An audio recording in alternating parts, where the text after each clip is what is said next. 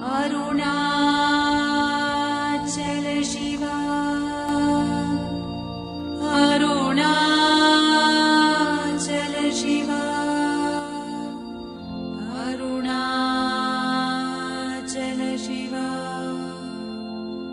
Arunachala, Arunachala Shiva, Arunachala Shiva, Arunachala Shiva, Arunachala, Arunachala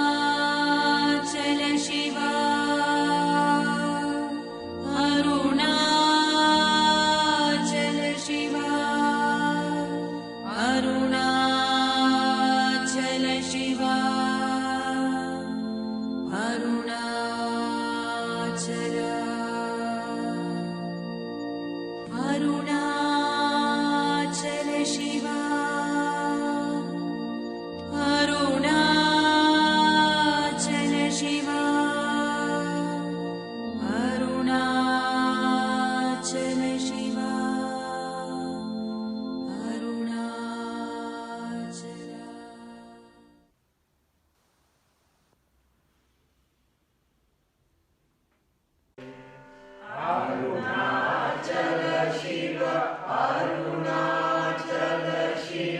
Arunachala Shiva, Arunachala, Arunachala Shiva, Arunachala Shiva, Arunachala Shiva, Arunachala.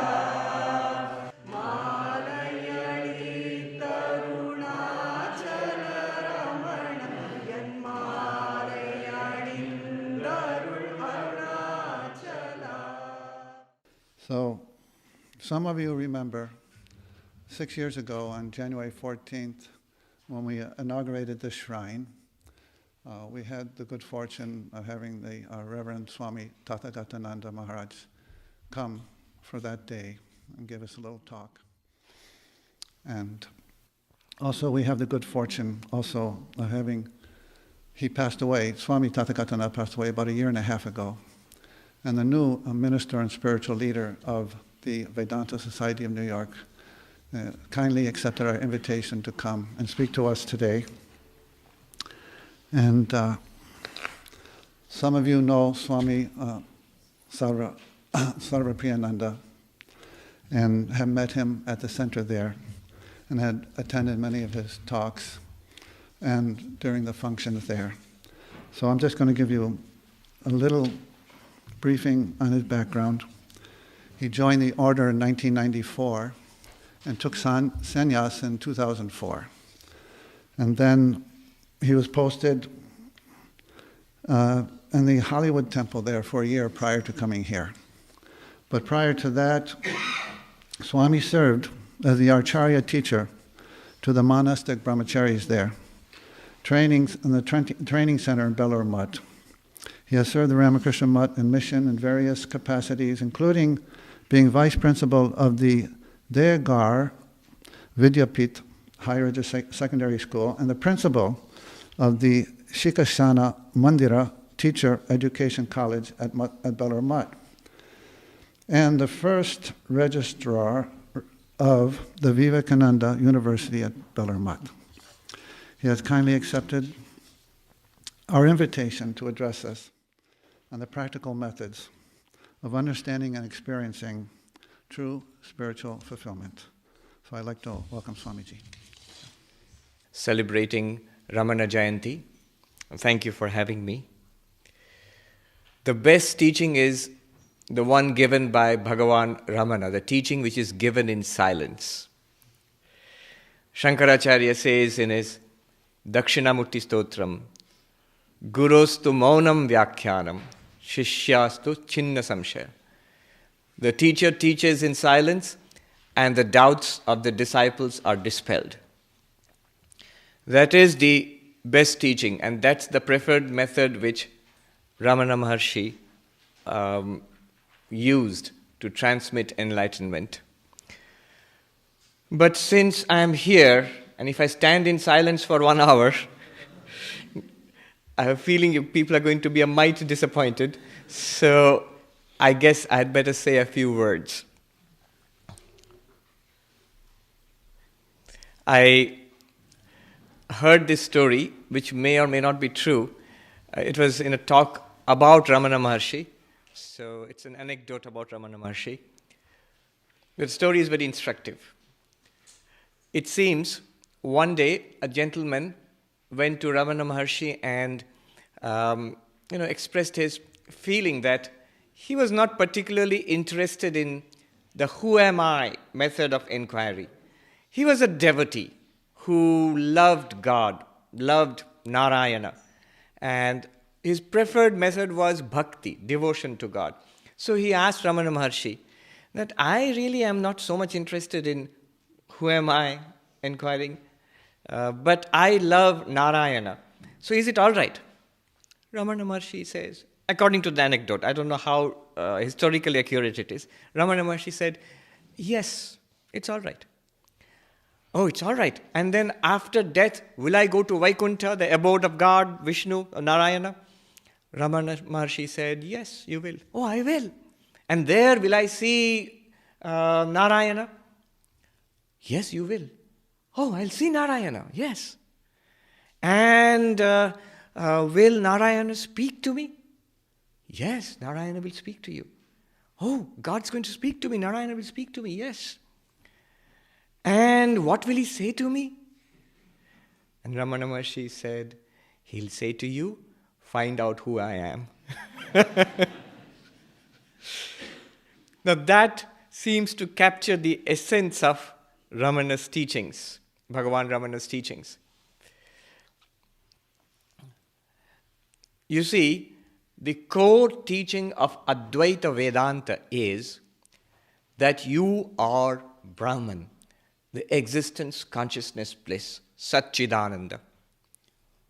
When are you Brahman? Where are you Brahman? Will I be Brahman when I am in heaven? No. Wherever you are Brahman. There's no specific place we have to go to become Brahman. You don't have to go to the Himalayas or even to Arunachala or even to Tirupati or anywhere to become Brahman. You are Brahman wherever you are. When are we Brahman? When I'll die, after that I will become Brahman. Right now I'm a human being. No. You are Brahman exactly as you are right now. Some people think, I will be Brahman when I get samadhi or when I get enlightenment. That's right. When I realize that I am Brahman, then only I am Brahman. No, not even that. Even when we have not yet realized, Advaita Vedanta makes this bold claim, even when you have not yet realized, even when we think that we are this body-mind, this thing, at this very moment, you are none other than Brahman. So there is no time limitation. No limitation that at this time you are a jiva, an individual being, and at that particular time you will become Brahman. No time limitation. No place limitation. No time limitation. You are Brahman wherever you are Brahman whenever. At all times and at all places. Now that's nice. When we hear this, it's nice to hear, but we have a question. We sort of scratch our heads and say, if I may, the American phrase is rain on your parade. That's all right, but I don't feel it. I don't know it. I don't realize it. It doesn't seem to be real to me. That's our question. So our real problem boils down to this, that though it may very well be that we are Brahman right now, we are Satchidananda, we are liberated, it may very well be true. But I need to feel it. I need to know it. It needs to be real that I am Satchidananda. So the whole thing about spiritual life, spirituality, is becoming aware of what we already are, according to Advaita Vedanta. The monks in the Himalayas, they have a nice phrase for this. What do you get when you practice spiritual life? When you're on the path of Advaita, what do you get finally? And the answer they give is very interesting. What happens in spiritual life, I'll give you the Hindi first and then translate. What happens in spiritual life, they say, praptasya prapti, nivrittasya nivritti. What you have already got, you will get that. What kind of thing is that? What was never there goes away. The fact that you never body and mind, that becomes clear. That body and mind identity, that goes away. You never were body and mind, and so the body and mind identity goes away. You always were Brahman. That becomes clear, evident. So it's put in a very nice way. You get what you've already got. And what was never there goes away. That's the whole point of spiritual practice. Because we have this question, that I don't know I am Brahman. It could be that I am Brahman, but I don't know it. How do I know this? When that question comes, the whole question of spiritual practice comes before us. Spiritual practice, the subject was sadhana. That's the subject for today, practical sadhana. The Sanskrit word sadhana has two dimensions. Sadhyam and sadhanam. Sadhyam means a goal to be reached. Sadhyam means what I want. So I want to come to Arunachala Ashrama. So that's my goal, sadhyam. And for that I need a sadhana. Yeah.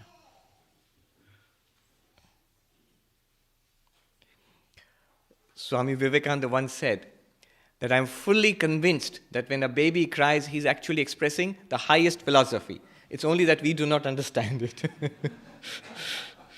Yes. So, sadhyam is the goal to be attained, and sadhanam is the instrument or the method that we use. So, I want to come to Arunachala Ashram, that's sadhyam. And the car that I drive to come here, that's sadhana. So, sadhana and sadhya, the method that we use and the goal that we are going to attain. What is the goal here? In Advaita Vedanta, the goal becomes very interesting because you already are Brahman. The goal is already attained. You are Brahman. Right? So what do you do? It's already attained. You don't need a method. All that you need a method for is to dispel the ignorance that you are not Brahman. That we strongly feel that there is something wrong, which Bhagavan Buddha called dukkha. We strongly feel that we are suffering. We strongly feel that though the scriptures tell us that you are Brahman, we strongly feel that we are not Brahman. This feeling, this is called ignorance in Advaita Vedanta, ajnana, that we do not know what we already are. So this ignorance has to be dispelled. Shankaracharya often uses in his commentaries a phrase, avidya kama karma. Avidya kama karma.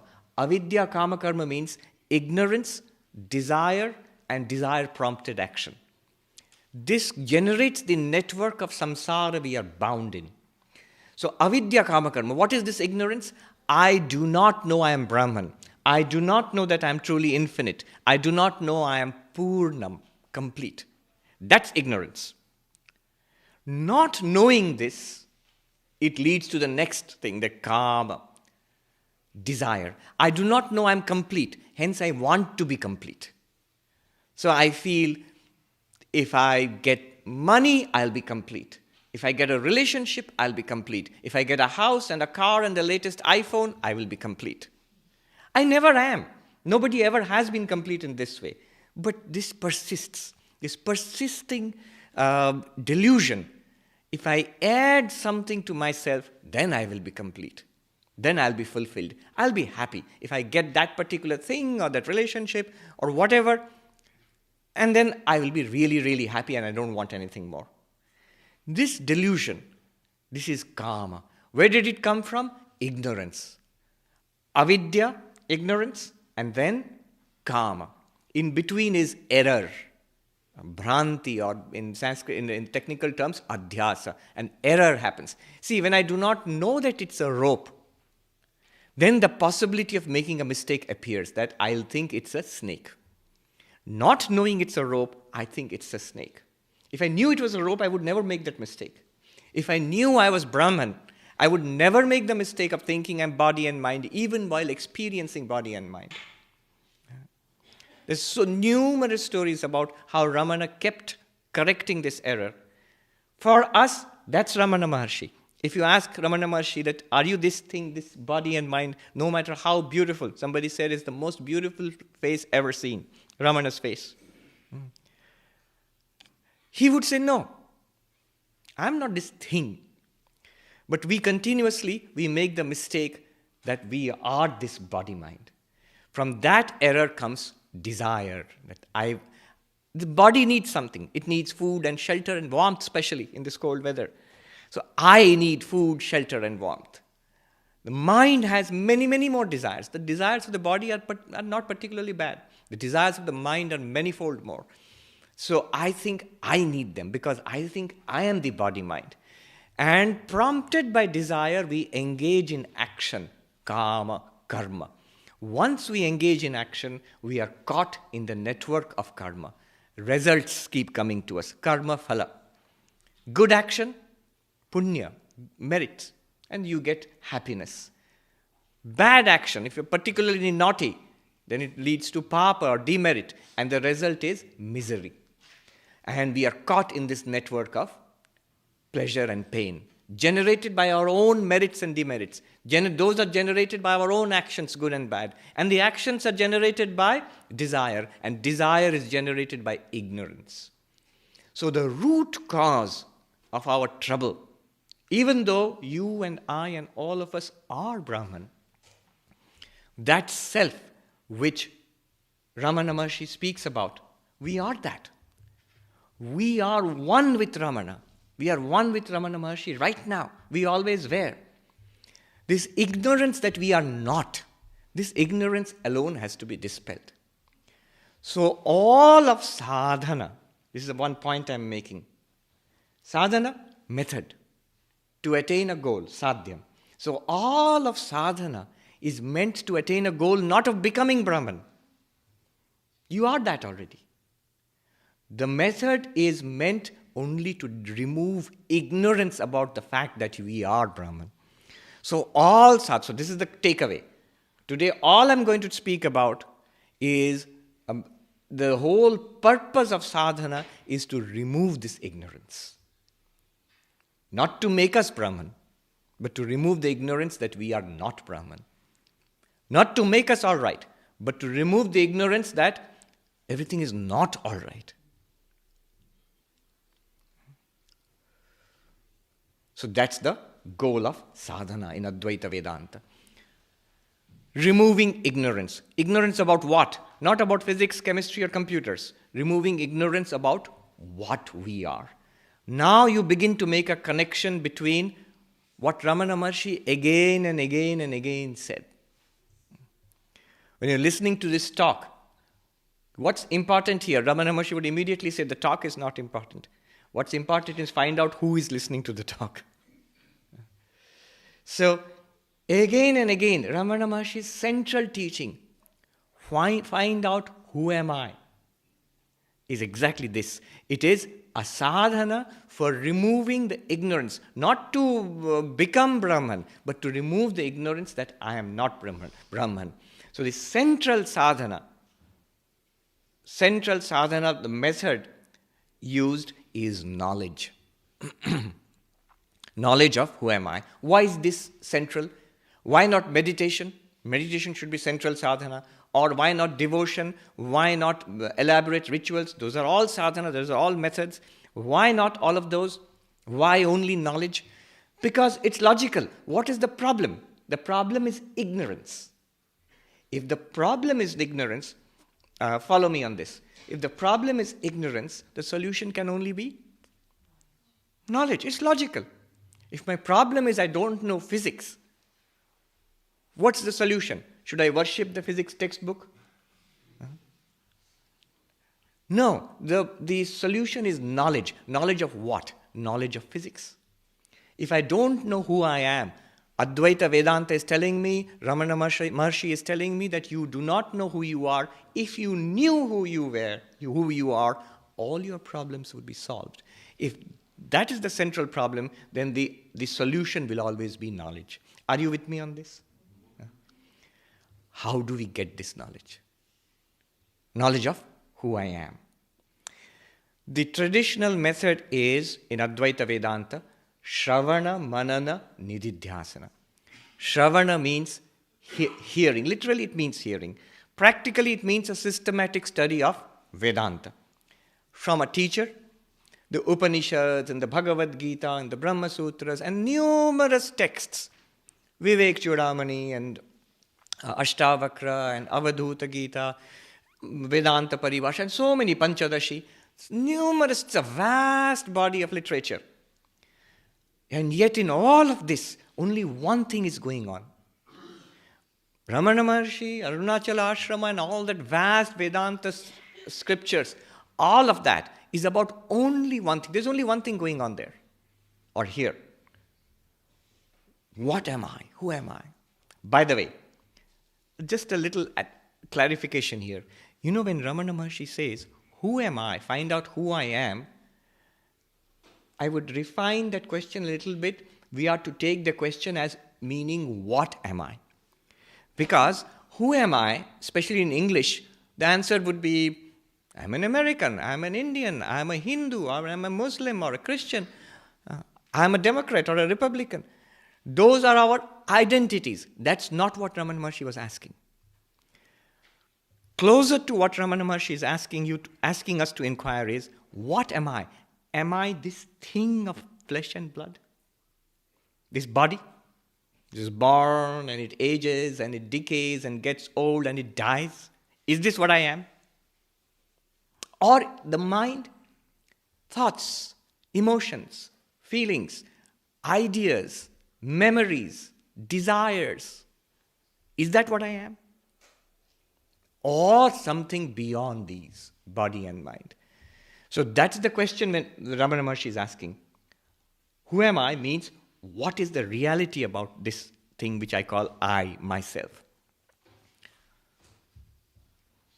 Another thing, you all know it very well. When Ramana Maharshi says, ask yourself, who am I? He is not asking for an answer. There's this famous nice Zen story.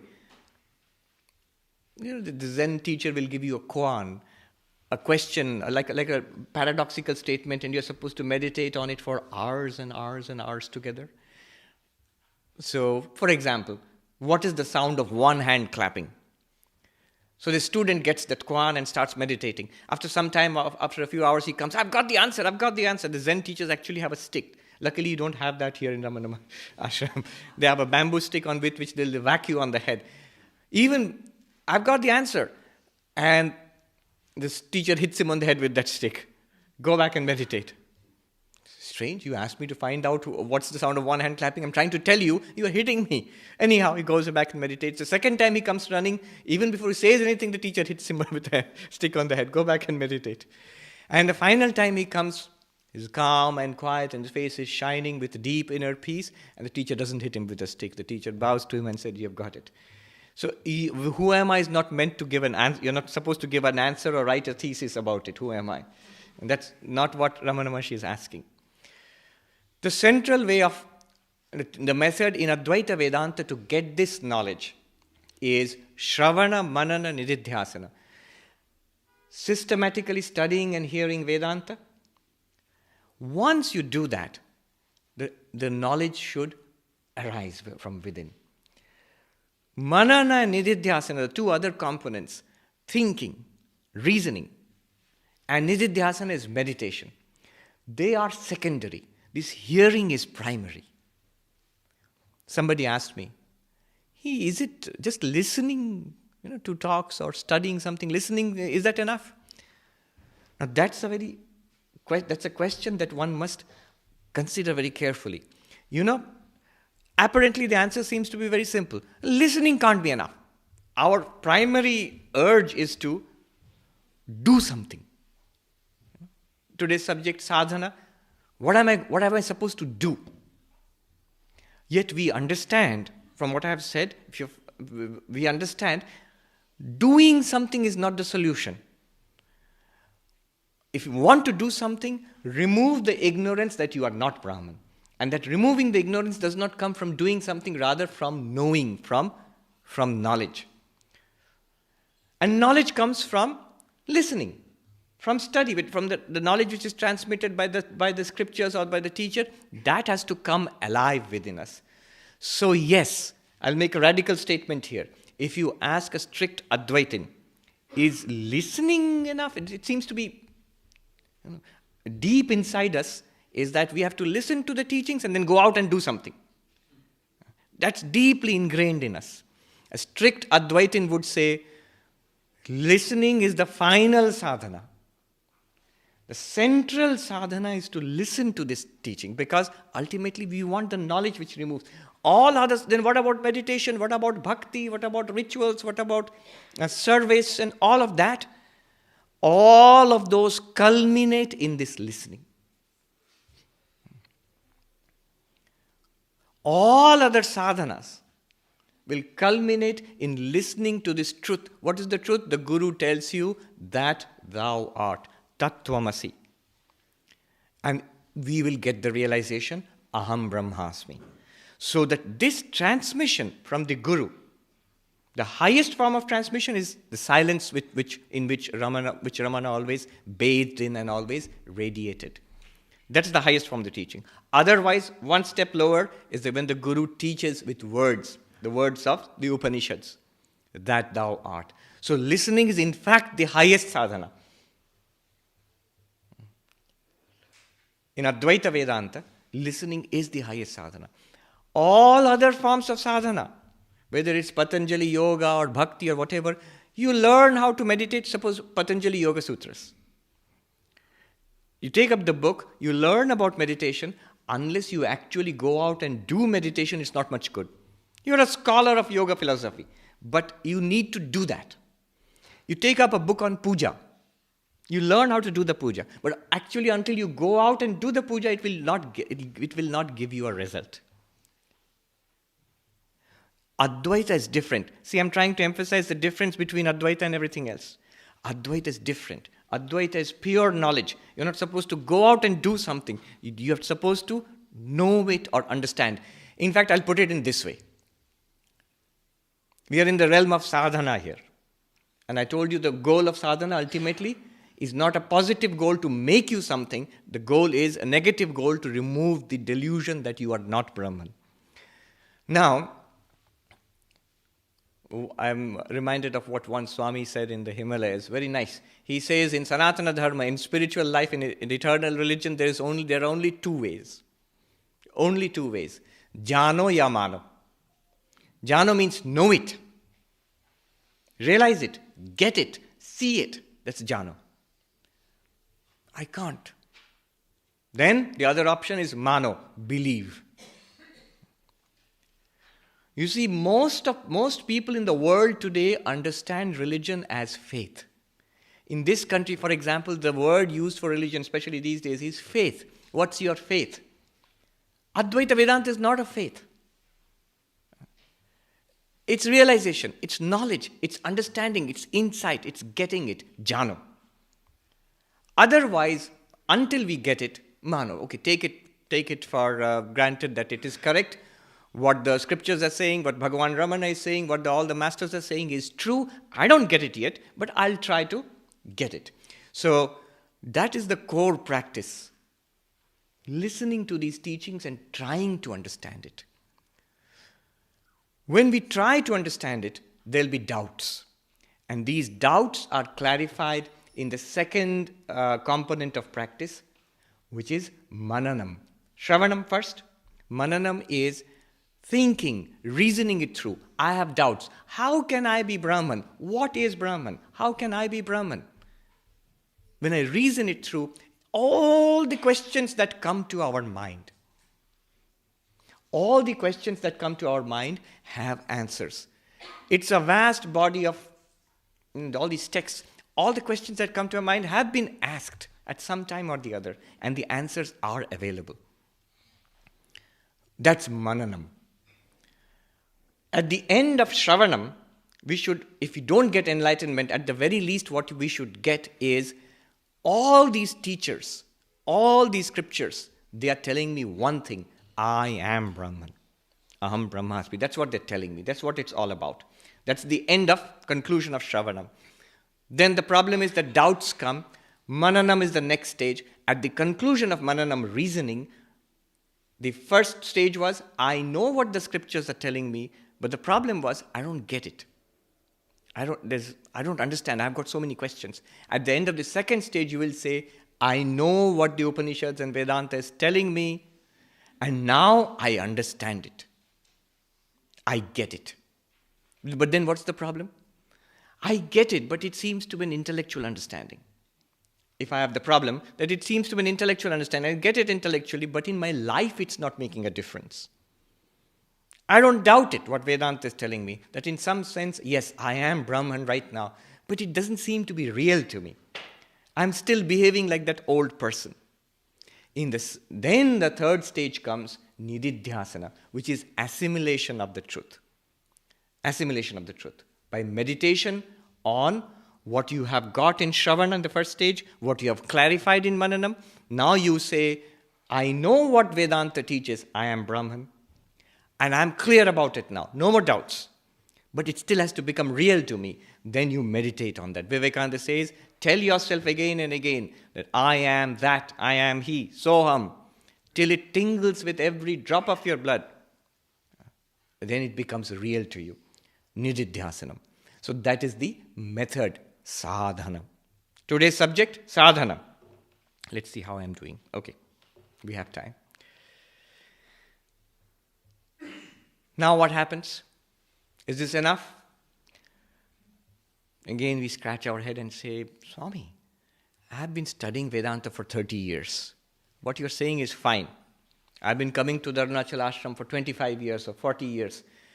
But my delusion is not gone. I'm studying it. I'm listening to it. I hear it all the time. I chant and I meditate on it, and all of that I do. Not clear. It's not becoming real to me. Then what do I do? Then Advaita Vedanta says, the problem is, it says vikshepa, they call it. The first problem was ajnana, ignorance. And the solution to that problem was Shravana, Manana, Nididhyasana. The solution to ajnana is jnana. Ignorance is always removed by knowledge. And how do you get knowledge? Shravana, Manana, Nididhyasana. Now, our complaint now is, it's not working. We've been trying it all this while, it's not working. What's the problem? Vedanta says the problem is vikshepa. The mind is not grasping it. The teacher transmits, we are blocked. The mind is scattered. It's unable to assimilate the teaching. It floats on the surface. So the problem is this flickering of the mind, this inability to assimilate. This is, in Sanskrit, it's called vikshepa, the scatteredness of the mind. Scatteredness of the mind is the problem, then the solution will be concentration of mind. Scattered mind, problem. Solution, concentrated mind. And what is the method for concentrating the mind? Now we are on more familiar ground, meditation. So this whole science of meditation, according to Advaita Vedanta, is a sadhana, is a method of practice, no doubt. It is useful for concentrating the mind. So you have the whole science of meditation. Meditation is also a sadhana, but we must realize it's a method, a sadhana. What is the goal of that? According to Advaita Vedanta, the goal is not enlightenment. Enlightenment comes only from knowledge, jnana. But method of this meditation, the goal is concentrating the mind, focusing the mind, stilling the mind, so that the truth becomes evident. So that's meditation. That's also sadhana. But we must be clear what is the goal of that. It's a method, so method must have a goal, purpose. The purpose of meditation is stilling the mind, quietening the mind, focusing the mind. Okay, Very good. We start meditating, sit with eyes closed and sit straight and breathe in this way and repeat a mantra, whatever. Problem. What problem? Swami, when we do that, two kinds of problems. Either we fall asleep, especially when it's nice and warm inside, or the other problem is the mind is scattered. I try to meditate. I'm meditating on Om or on Shiva or on my Ishta Devata, but the mind runs here and there. Scattered mind. Mind is disturbed, chanchala. Arjuna asked this question to Krishna in the 6th chapter of the Gita. The meditation methods you have taught me are useless. Arjuna says. Why? Because you might as well try to catch the wind. The mind is so restless. It's like trying to catch the wind. Now what's the method? The mind, why is this happening? Why is the mind not getting focused in spite of dedicated meditation? Vedanta says there is another tier of the problem, another layer of the problem. What is the new problem now? Chitta mala, the impurity of the mind. It's because the mind is impure. We have dumped garbage in the mind for years and years and years in our lives, and we believe in many lives. So many lives of garbage has accumulated. That's the meaning of the Augean stables in the myth of Hercules, who cleaned out the stables which were dirty. That's basically our subconscious. Because of the impurity of the mind, we are unable to meditate. So now the problem is impurity, chitta mala in Sanskrit. And what is the solution to impurity? Simple. Chitta shuddhi, purity of mind. How does purity of mind come? One very powerful method for purifying the mind is karma yoga, is unselfish action. There are many ways, but unselfish action is recommended in Vedanta. If you purify the mind, when the mind gets rid of its dross, then it's very easy to meditate. One Swami in the Himalayas said, Samadhi is very easy. I'll give you Samadhi in 2 minutes. You'll meditate for only 2 minutes, you'll get Samadhi. He said in Hindi, Shart hai lekin shuddh man lao. I'll give you, but there's a condition. I'll give you the deepest meditation, Samadhi, but come with a pure mind. Well, therein lies the trick. A pure mind, not so easy to attain. Okay. We'll pause here. I'll give you the big picture. What has been outlined so far. Remember, the subject is sadhana, spiritual practice. Why spiritual practice? Any kind of practice is meant to give you a certain result, right? So we have talked about 3 problems, 3 solutions, and 3 methods. I'm summing up what we have done so far. 3 problems, 3 solutions, 3 methods. What is the problem? Impurity of mind, chitta mala. What is the solution? Purity of mind, chitta shuddhi. What is the method? Karma yoga, unselfish action. With a purified mind, then you go to the next level. What is the problem there? Chitta vikshepa, scattered mind. What is the solution? Chitta ekagrata, concentrated mind. What is the method? Meditation. In Sanskrit, upasana. That's where bhakti yoga and raja yoga, meditation, Patanjali yoga, they become useful. That's the second level. Then the final level, the highest level. What's the problem? Ajnana, ignorance. What's the solution? Jnana, knowledge. What's the method? Shravana, Manana, Nididhyasana. The essence of Shravana, Manana, Nididhyasana is Atma Vichara. If you want to compress the entire method of Jnana Yoga into one term, is Atma Vichara. What Ramana Maharshi again and again and again said, find out who I am.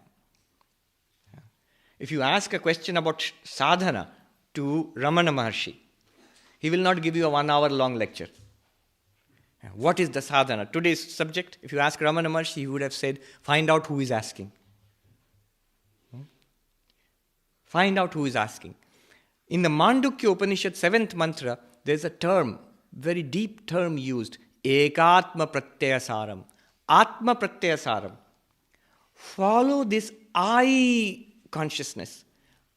Continuously we have this experience. I. I am speaking, I am standing, I am looking at you, I am thinking. But the standing, speaking, looking at you comes later. The constant is this I. And we experience it. This I is not the Atman. Let's be very clear. This I is not the Atman. It's a function of the mind. It's the ego. But in the ego is reflected the consciousness of the Atman. They call it in Sanskrit Chidabhasa. If you follow it back to the source, it'll come to our real self, that is Atman or Brahman. That is the highest sadhana. I'll take questions. So think about, if you've got questions, that's a much better way of discussing this. So let me just summarize what we have done so far. The whole problem is we do not know we are Brahman. If we knew that, none of this would be necessary. None of this would be necessary. Ramana Maharshi never ever asked, what is the sadhana? Why? He's already got it. He's immersed in Brahman, in the real nature, in the self. So no need for sadhana there. That's the highest sadhana. To be always aware. Atmanam satatam janam in the Aparoksha Anubhuti. What's the stage of a Jivan Mukta?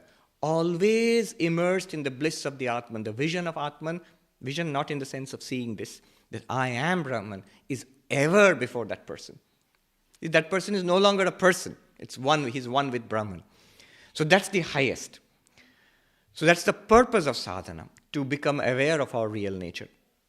How do you become aware of our real nature? The question is, what prevents you? Ignorance prevents us. Take it in 3 stages. Ignorance, problem, solution, knowledge. Ignorance of what? The self. Solution, knowledge of what? The self. How do you get that? Shravana, Manana, Nididhyasana. And the essence of Shravana, Manana, Nididhyasana is what Bhagavan Ramana used to always say, who am I? Trace it back. Now the problem is, we say it's not working. Why is it not working? Then the second tier of the problem, mind is not ready. Mind is scattered. So scattered mind, problem, chitta vikshepa. Solution, you can tell me. Concentrated mind, chitta ekagrata. Method, meditation.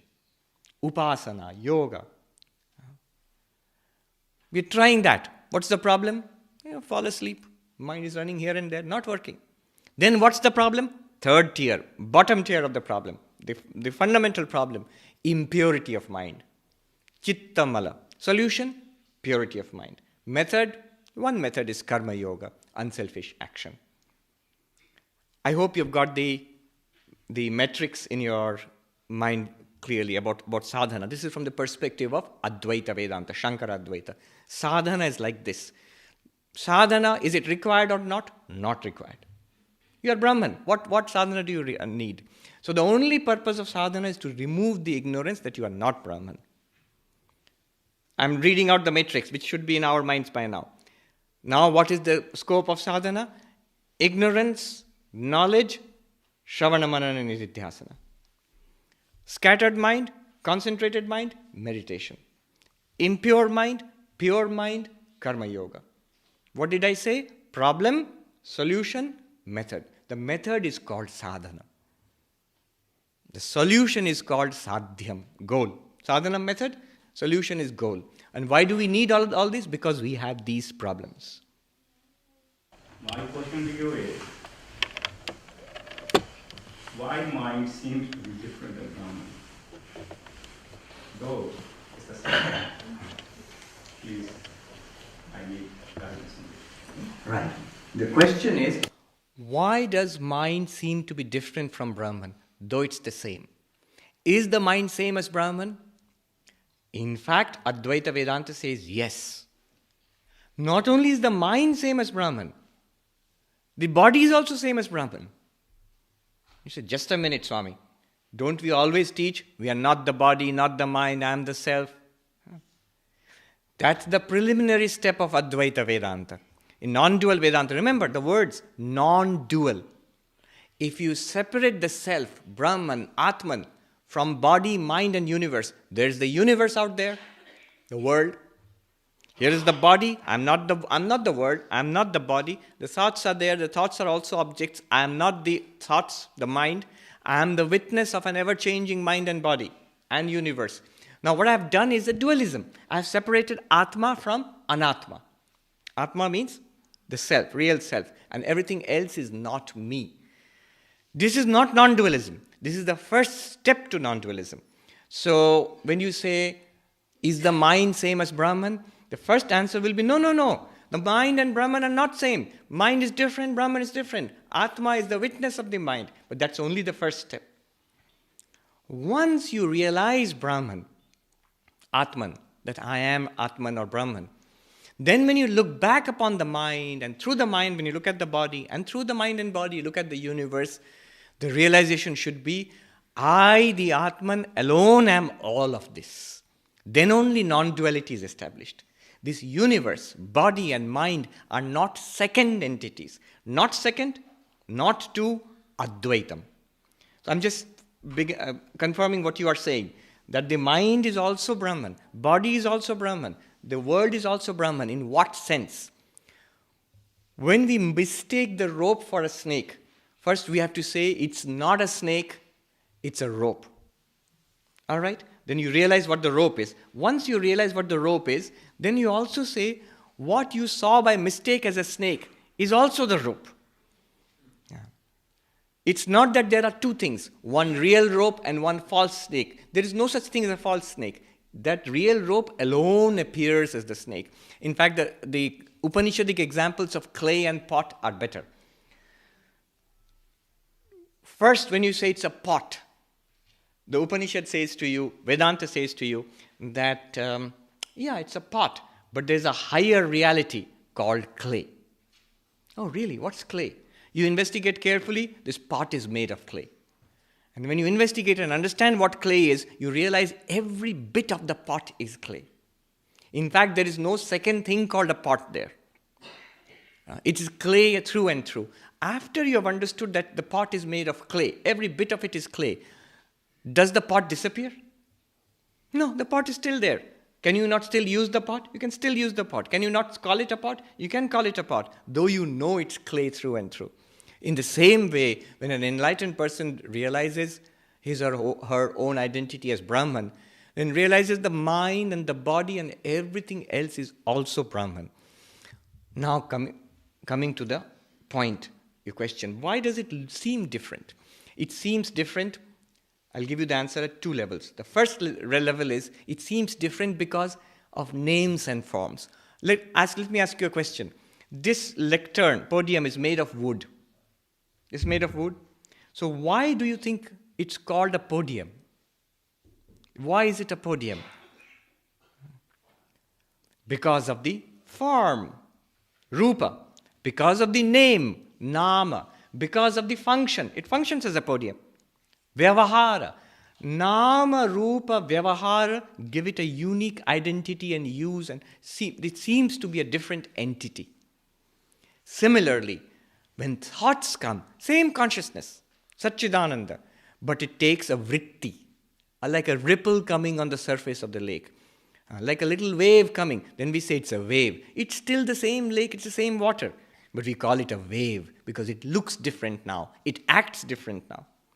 So one reason why, the surface reason, why mind seems different from Brahman, body seems different from Brahman, world seems different from Brahman, is because of name, form and function. Nama, rupa, vyavahara. One word, maya.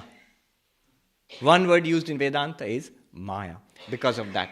That's the preliminary answer.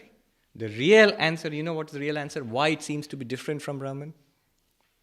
It seems to be different from Brahman because we do not yet realize Brahman. We don't know Brahman. The moment you know Brahman, you know in the sense not as an object, I am Brahman. You realize what is meant when Advaita Vedanta speaks about Brahman. When we realize that, then we also understand immediately how mind is also Brahman, body is Brahman, universe is nothing other than Brahman.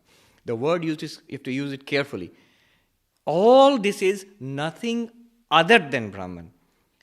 It's not exactly Brahman. Brahman is Satchidananda. And all these are appearances of Brahman. I can say the podium is an appearance of wood. I cannot exactly say the podium in itself is wood, because if you smash the podium, or before it became a podium, it was still wood. It was a log of wood. Right? But you couldn't call it a podium. So podium by itself is not wood. If podium goes away, has the wood gone away? No. Wood is real. Podium is a name, form, and function of the same wood. So if you say, give me the answer in one sentence, mind, body, and everything else appears to be different from Brahman because we have not yet come to a clarity about what Brahman is. After enlightenment, will the mind, body, and world appear to be different from Brahman? Be careful about the words. Will they appear to be different from Brahman? Yes. They will appear the way they are appearing. But what about the enlightened person? To him also, it will appear the way it is appearing to us. But the difference is that person knows without the least shred of doubt, it is Brahman, it's me. It is I shining forth in all these ways. There's no doubt about it. It's very clear in that person's mind. Yes. Yes. Swamiji, thank you very much for your grace. I appreciate that and your speaking. I have a question about Sat Chit Anand and its context to Shunya. When I read a text here, particularly like Shri Devi Kavotara, it's Lord Shiva speaking to Bhagavati saying, this is what's going on here, the unsupported Shunya. Sat Chit Ananda, to me, is being, bliss,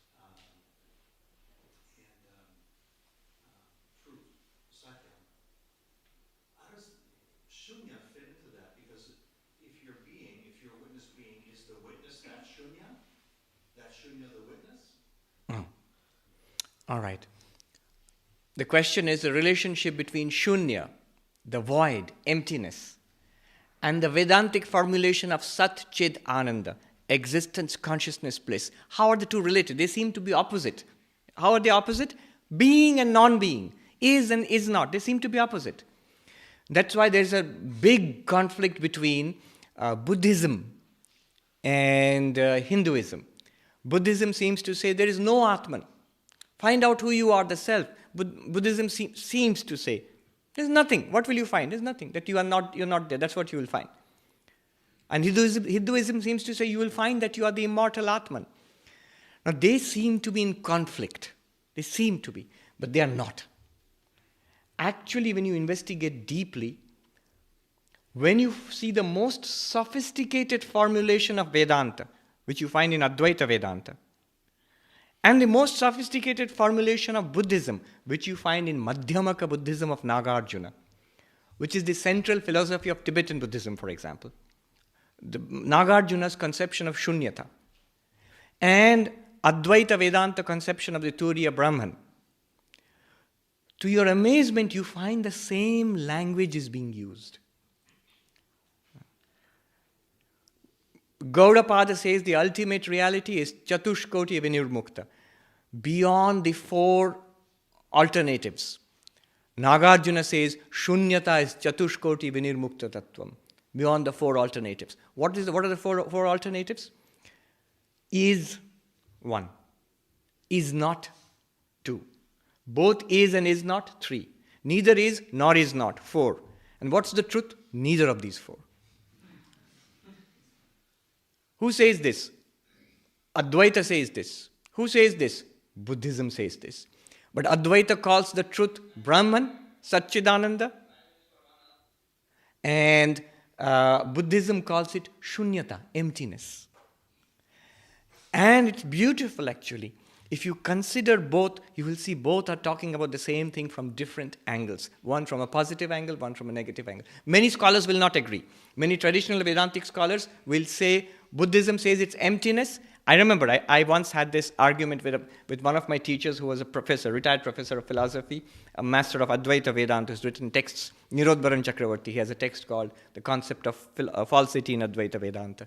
So I said Shunyata and Brahman are the same, isn't it? So isn't Shunyata the final truth? I was studying Nagarjuna at that time. And his answer was exactly what you said. But if Shunyata, the void of the emptiness, is the final truth, To whom is it the final truth? To what? There must be a knowing consciousness there. To even say it's empty. In that case, it is Satchidananda. So that's the traditional Advaitic approach. Now, the way I formulate it is this. Swami Sarvapriyananda, one of the disciples of Sri Ramakrishna, who wrote a classic book on the life and teachings of Ramakrishna, the great master, he says in that book, what they call emptiness, we call fullness. What they call shunya, we call purna. We call purna. How does that work? To me, the Nagarjuna, so the Madhyamaka formulation of shunyata is precisely right. Advaita Vedanta, when it says Brahman, is precisely right. You see, it's this way. Buddhism seems to say that the ultimate truth is nothing, zero, shunyam. And Advaita Vedanta, if you read Vedanta, if you follow Vedanta, you seem to get a sense they're talking about something, within quotes, thing called Brahman. It seems to say. But the Brahman is not a thing. Brahman is the witness of all things and the absence of all things also. It's not an object. Objects and the absence of all objects are both cognized or both supported by the same Brahman. Brahman is neither something nor nothing. So, what is the final formulation? It's not something, it's not nothing. I call it no thing. Buddhism seems to say it's nothing. Vedanta seems to say it's something. Both are not the final understanding of Buddhism or Vedanta, of Madhyamaka or Advaita Vedanta. The final understanding is Advaita Vedanta also clearly says Brahman is not a thing. It's no thing, not nothing. It's no thing, meaning thereby it's not an object. I'll put it this way. Everything that we experience, all that we have experienced in life till now and whatever we'll experience in life, they are all objects. Oh, I have experienced Brahman. Have you experienced Brahman? Then it's an object. You have not experienced Brahman. You are Brahman who experiences that thing. That has to be understood. And I think they're good correctives to each other. Madhyamaka Buddhism and Advaita Vedanta. Madhyamaka Buddhism, Shunyavada, removes the misconception that Brahman is a thing. The ultimate reality is a thing. And Advaita Vedanta removes the misconception that it's nothing. It's neither a thing nor is it nothing. What's it? It's you. It's precisely you. You are the witness of all things and you're the witness of the absence of all things. That you. Yeah. In fact, in Tibetan Buddhism, they have formulations which are very much like Advaita Vedanta. What is the ultimate reality? They call it the clear light of the void. When they say emptiness, they say it's empty of all things.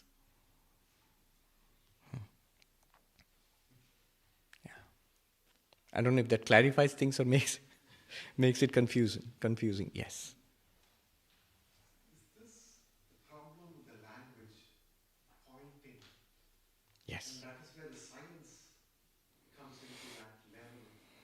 Yes. You are precisely right. The whole problem at this level is language. Why is it a problem? Remember, language was never devised to talk about the ultimate. Language was devised to talk about our empirical world of vyavahara, our transactional reality. The reality which we live in, where we talk and walk and eat and go out and do our jobs and enjoy our lives and suffer. All of that, language can describe beautifully. Language can even work up to the level of conventional religion. There is a God and there is a heaven and you are somebody who is devoted to God and will go to heaven. That also works. Language operates in the framework of time, space, and causation.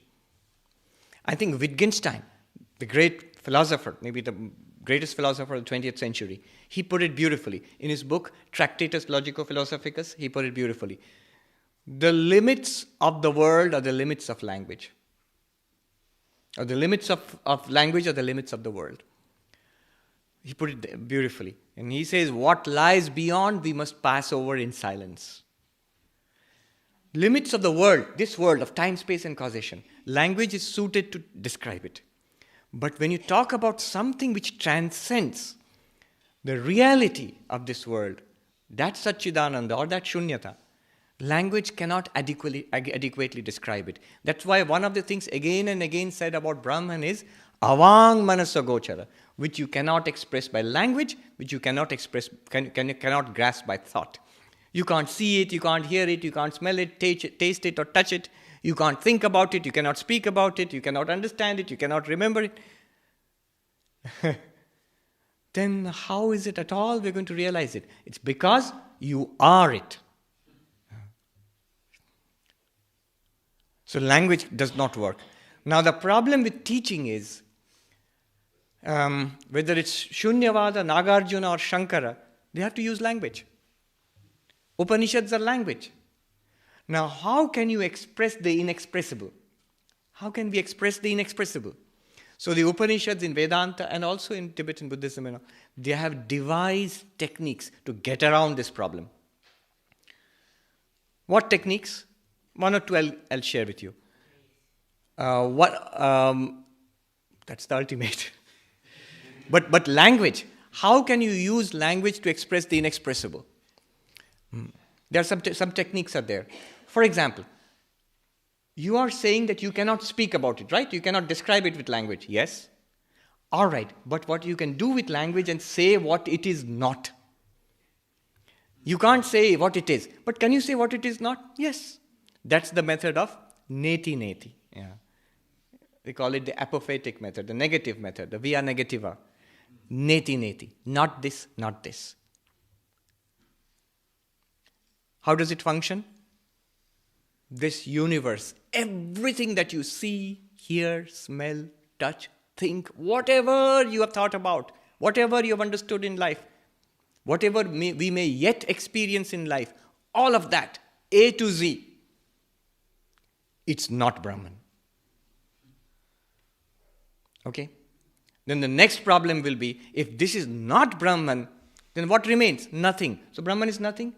That's not Brahman either.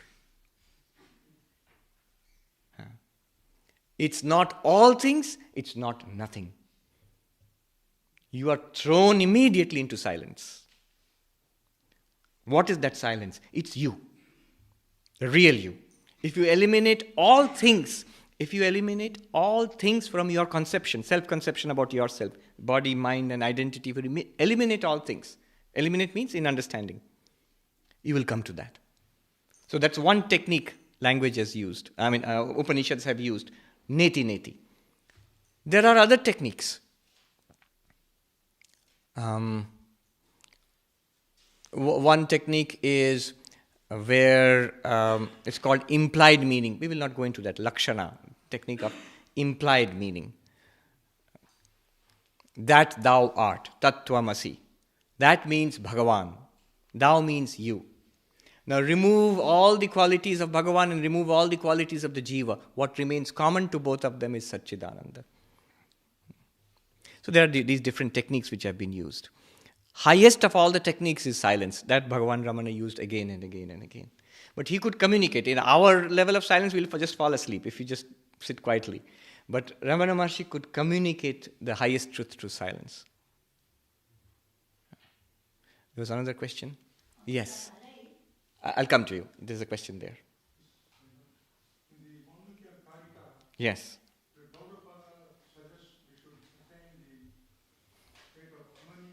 Yes. Hmm.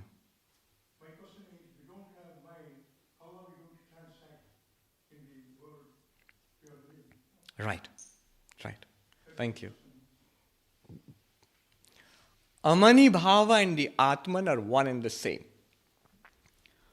Here's one thing. Mindless state. What is Amani Bhava? Literally translates into not mind. But not mind, what does he mean? You have to be precise. You have to go deeper into that. Does he mean that I'll be just a zombie sitting here, catatonic? They'll put me in a hospital, in a facility. No. Whenever we have such doubts, one direct way of solving the doubt is looking at the lives of those people we consider to be enlightened. We know that Ramana Maharshi is enlightened. Look at his life. Was he able to function? Oh, yes. Everything. From cooking food to teaching the devotees to feeding the cows and to everything. If you see his life, he could do everything that anybody else could do and more, much more than others. If you look at the lives of all enlightened people, they are fully capable of functioning. Are they in Amani Bhava? Yes. The deepest meaning of Amani Bhava is the Atman itself. See, there are two levels of understanding Amani Bhava. The surface level, the preliminary level is Samadhi. Samadhi, where the mind stops functioning, that which is beyond the mind, that remains. Patanjali says, Yogash Chitta Vritti Nirodha. Yoga is the cessation of the modifications of the mind. And then what happens if the mind modification ceases? What happens? Tada drashtu swarupe avasthanam. Third sutra. The witness self is appreciated in its real nature when the modifications of the mind cease. Imagine, I am standing, I am speaking, I am talking, I am thinking, I am feeling. If I drop the standing, talking, thinking, feeling, the pure I remains in itself. Tada drashtu swarupe avasthanam. The witness self is appreciated in its real nature. That's what Patanjali says. That's one kind of Amani Bhava, where the mind stops functioning. At that level, if you say, can a person function in the world? No. The person will remain immersed in Samadhi. And Ramana Maharshi used to do that sometimes, especially at the beginning, before he went into the Sahaja. At the beginning, when he first got the breakthrough, what happened? Do you remember in his life? He remained absolutely immersed in the bliss of the self.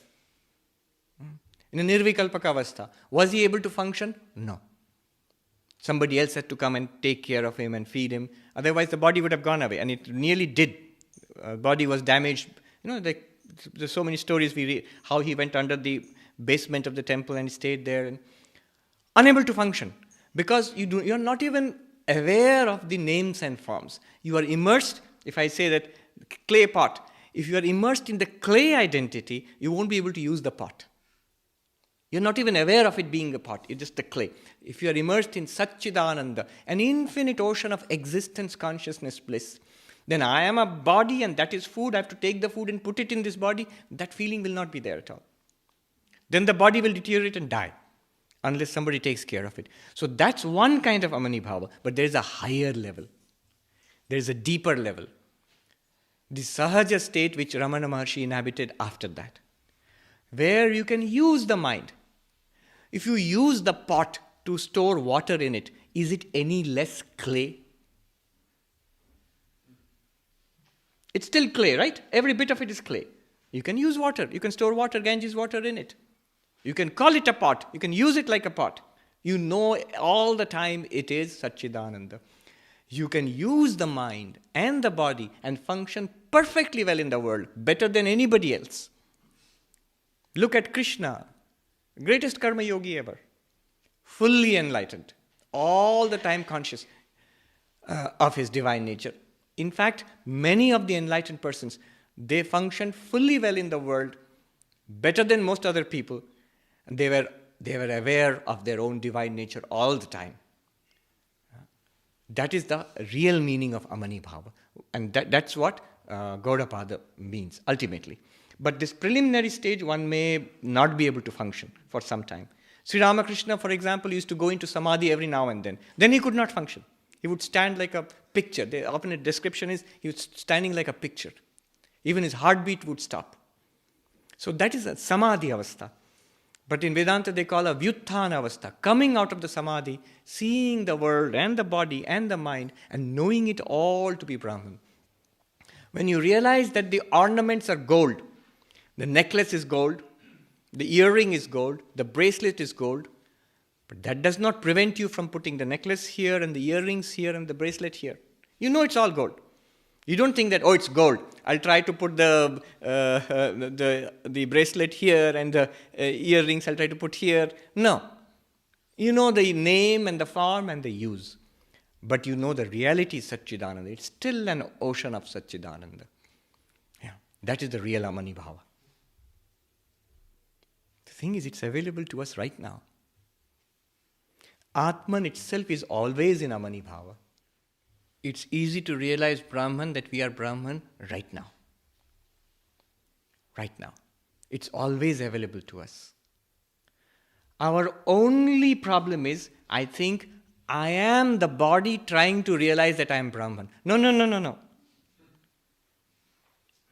Are we bodies trying to realize Brahman? Or are we Brahman under the delusion that we are bodies? Are you a body with consciousness, or are you consciousness thinking it's a body? It's a body-mind. Vedanta says you are Brahman right now. You are Brahman right now. Just now.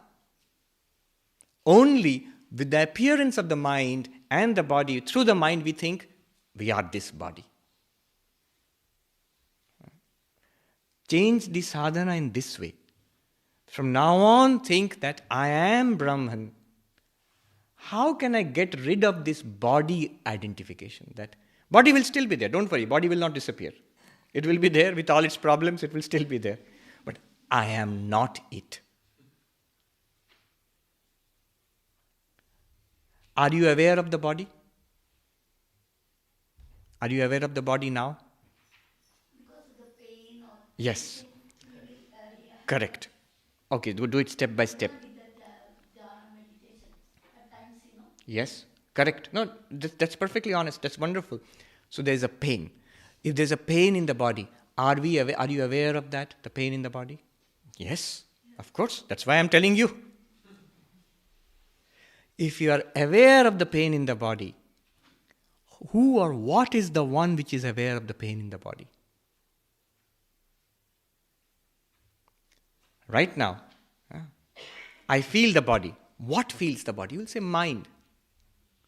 What feels the mind?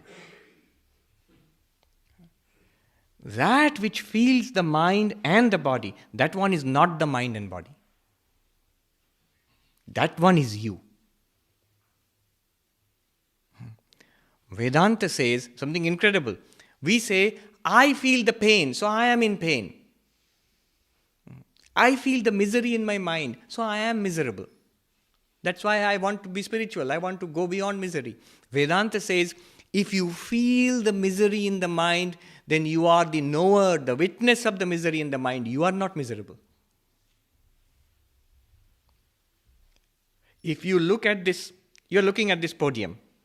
Are you a podium? No. You are the witness of this podium, right?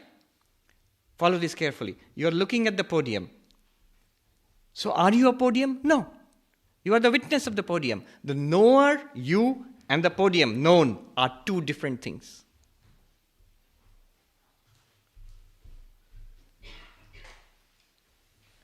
In the same way, if you can regard the body just like you regard the podium, then you will see you are not the body. You are the knower of the body. Immediately your question will be, I know what is in your mind. But if you hit the podium, I am not hurt. But if you hit the body, I am hurt. There's a pain in the body. Follow this carefully. The pain, do you know the pain? Do you experience it? Yes. If you experience the pain is also no different from this object like a podium. It's also an object. You are the witness of the pain also. I'm not saying pain is not there. The very fact that you report the pain is there. That means you are aware of the pain. If you are aware of the pain is an object, you are the awareness. You are aware of the absence of the pain, you are aware of the presence of the pain, and very soon you will be aware of the absence of the pain again. That awareness is always free of pain.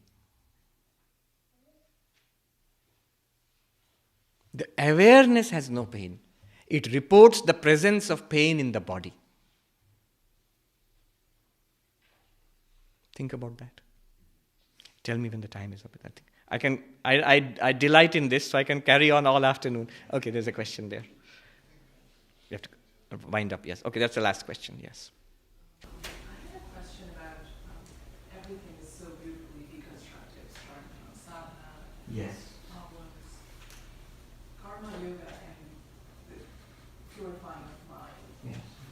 How do you relate to that? Or how is it connected? Or how do you Right. press the unselfish service? How do Right. Karma yoga, how does it purify the mind? There are two stages to it. One stage is dharma, a moral, ethical life. Impurities like deceit, like lust and greed and anger and hatred, those have to be counteracted by a moral, ethical life. As they would say in this country, clean up your life.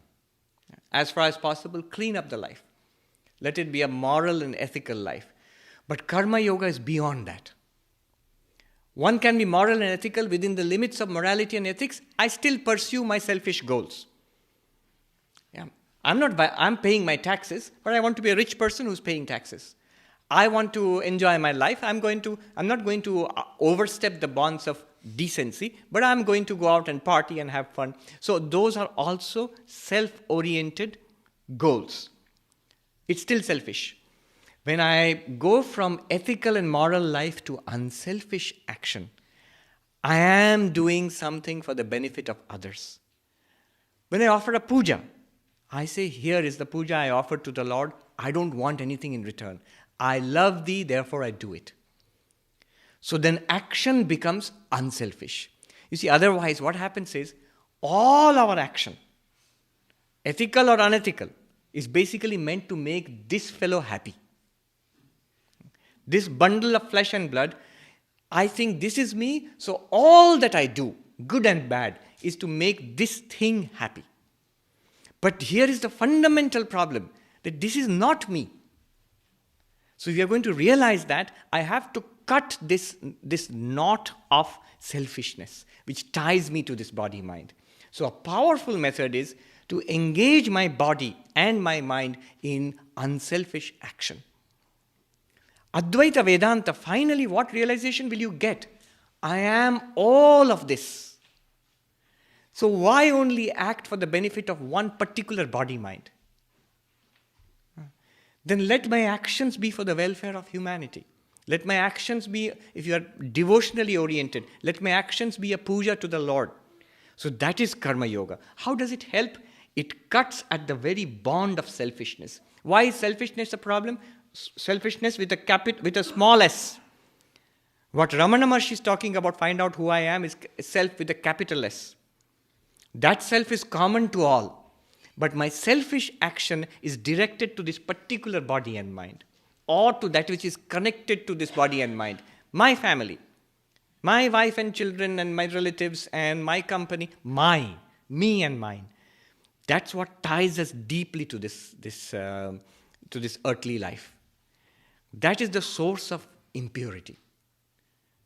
So that impurity sort of clouds the mind. The more unselfishly I act, the more I viscerally begin to feel, I am not this body and mind. This is just one body and mind. There are so many bodies and minds. What's so particularly special about this body and mind? Nothing. So karma yoga, by counteracting our innate selfishness, purifies the mind. It replaces selfishness, body-mind bondage with unselfishness. So that's how it purifies the mind. It's a very, very powerful tool for purifying the mind. It's a pure mind which can be concentrated by meditation. And it's the concentrated and pure mind which can immediately grasp when somebody like Ramana Maharshi says, find out who I am. It grasps it immediately. Not only grasps, holds on to it. Many of us, we get it, then we slip away from it again. Thank you very much. I enjoyed this session. Om Shanti Shanti Shanti Hari Om Tat Sat.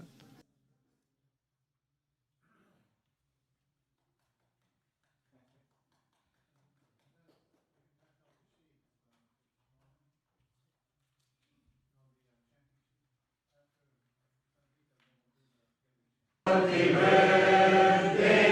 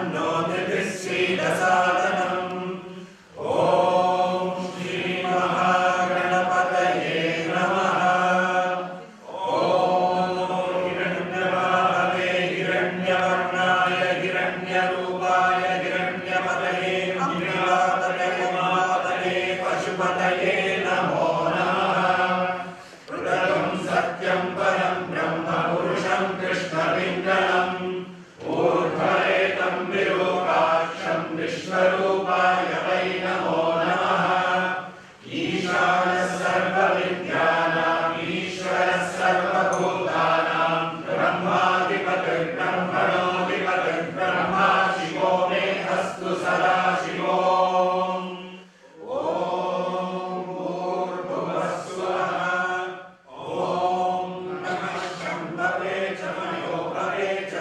शङ्कराय च मनस्कराय च नमः शिवाय च शिवतराय च ॐ निधनपतये नमः निधनपदान्तिकाय नमः ऊर्ध्वाय नमः ऊर्ध्वलिङ्गाय नमः हिरण्याय नमः हिरण्यलिङ्गाय नमः सुवर्णाय नमः सुवर्णलिङ्गाय नमः दिव्याय नमः दिव्यलिङ्गाय नमः भवाय नमः भवलिङ्गाय नमः शर्वाय नमः शर्वलिङ्गाय नमः शिवाय नमः शिवलिङ्गाय नमः ज्वलाय नमः ज्वललिङ्गाय नमः आत्माय नमः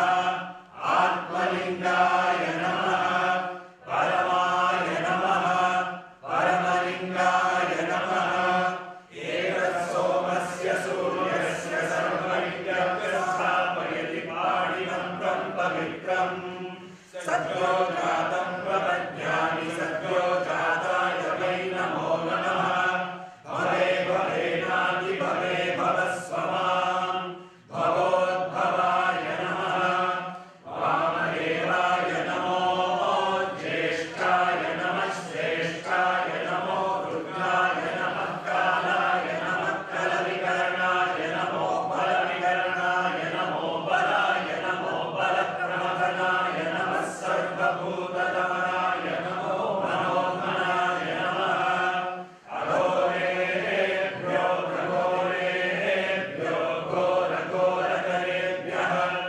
सर्वेभ्यः सर्वसर्वेभ्यो नमस्ते अस्तु रुद्ररूपेभ्यः सर्वो वै रुद्रस्तस्मै रुद्राय नमो अस्तु पुरुषो वै रुद्रः सन्महो नमो नमः विश्वं भूतं भुवनं चित्रं बहुधा जातं जायमानं च यत् सर्वो ह्येष रुद्रस्तस्मै रुद्राय नमो अस्तु कर्तृद्राय प्रचेतसे नीदुष्टमाय तव्यसे ओते वशुतमं हृदे सर्वो ह्येष रुद्रस्तस्मै रुद्राय नमो अस्तु त्र्यम्बकं यजामहे सुगन्धिं पुष्टिवर्धनम् उर्वारुकमिव बन्धनान् मृत्योर्मुक्षीयमामृतात् एते सहस्रमयुतं पाशा मृत्योर्मर्त्याय हन्तवे यज्ञस्य मायया सर्वानमयुजामहे मृत्यवे स्वाहा मृत्यवे स्वाहा ॐ नमो भगवते रुद्राय विष्णवे मृत्युर्मे पाहि ॐ तत्पुरुषाय विद्महे महादेवाय धीमहि तन्नो रुद्रः प्रचोदयात् ॐ नमस्ते अस्तु भगवन् विश्वेश्वराय महादेवाय त्रयम्बकाय त्रिपुरान्तकाय त्रिदाग्निकालाय कालाग्निरुद्राय नीलकण्ठाय मृत्युञ्जयाय सर्वेश्वराय सदाशिवाय श्रीमन्महादेवाय नमः ॐ शं च मे वयश्च मे प्रियं च मे नुकामश्च मे कामश्च मे सौमनसश्च मे भद्रं च मे श्रेयश्च मे वस्यश्च मे यशश्च मे भगश्च मे द्रविणं च मे यन्ता च मे धर्ता च मे क्षेमश्च मे धृतिश्च मे विश्वं च मे महश्च मे संविच्च मे ज्ञात्रं च मे सूश्च मे प्रसूश्च मे शीलं च मे लयश्च मरुतं च मे मृतं च मे लक्ष्मं च मे नामयश्च मे जीवातुश्च मे दीर्घ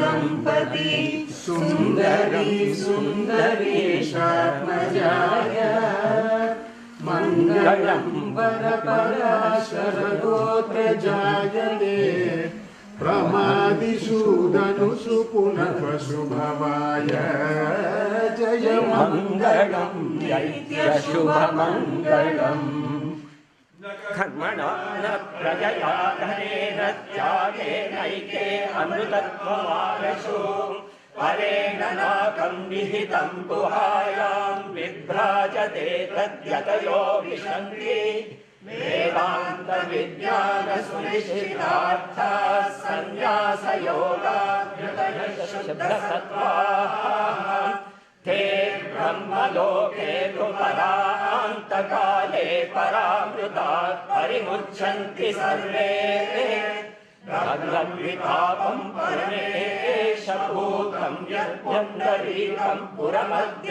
सद्ग्रस्तम् तत्राविरहृतं गगनं विशोकस्तस्मिन् यदन्तस्तनुवासितव्यम् यो वेदादौ स्वरप्रोक्तो वेदान्ते च प्रतिष्ठितः तस्य प्रकृतिरीनस्य यः परस्य महेश्वरः।